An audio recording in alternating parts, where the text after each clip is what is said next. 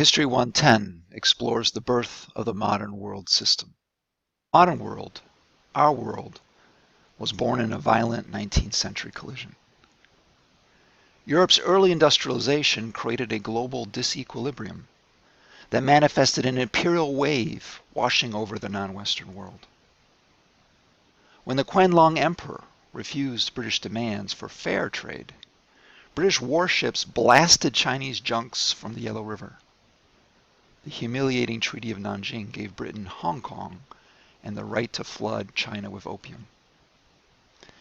The spirit of new imperialism was epitomized in the 1885 Berlin Conference, where Europe's great powers carved up Africa by drawing arbitrary lines on a map and subsequently engaged in a mad scramble to plant their flag in the continent's desolate corners.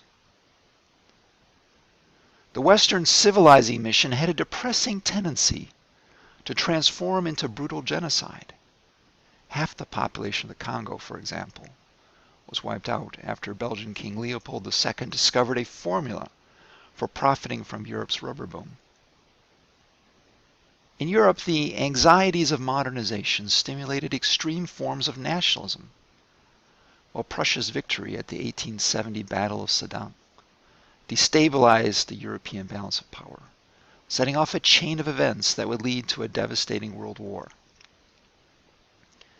The stalemate of the Great War and the horrors of trench warfare brought the international system crashing down and precipitated a wave of revolution, most famously in Russia, but later also in the trenches and European colonies. The conference at Versailles was supposed to put the pieces of a broken world back together.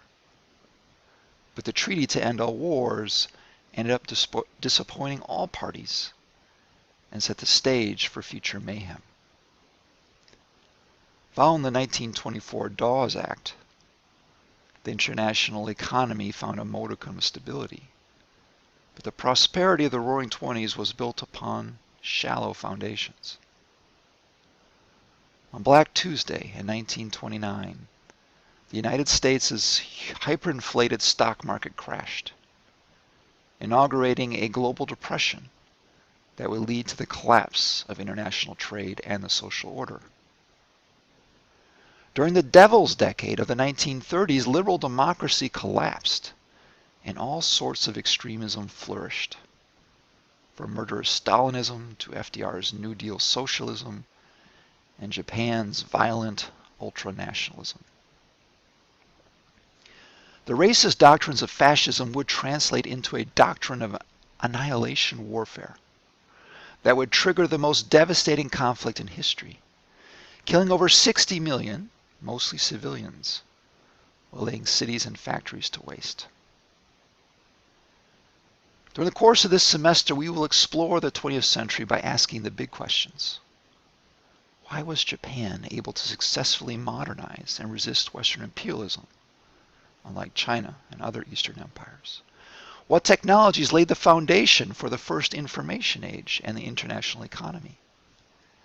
How did the imperial wave impact Asia, Africa, and Latin America differently? How did the horrors of trench warfare scar the European psyche and undermine the gospel of technological progress and the presumption of white racial superiority? Why did Britain establish a Jewish homeland in Palestine? Was the Great Depression inevitable? How did the technologies and cultural innovations of the Roaring Twenties create the foundation for feminism, modern architecture, and mass consumerism? How was Hitler able to seduce so many cultured Germans to support his radical agenda? What is the connection between the abuse Stalin suffered as a child and the Holodomor that sent 5 million Ukrainians to their death? What little-known events represented major turning points that enabled the Allies to prevail in World War II? How did Hitler's war on Jews intersect with his ideas of annihilation warfare? Why did the United States drop the nuclear bomb on Hiroshima? History 110 represents not only an excursion into the early 20th century, but also an archaeology of the ideas, institutions, and tragedies that have shaped the modern world and still live on inside us. World history challenges students to put the Canadian story into a global perspective.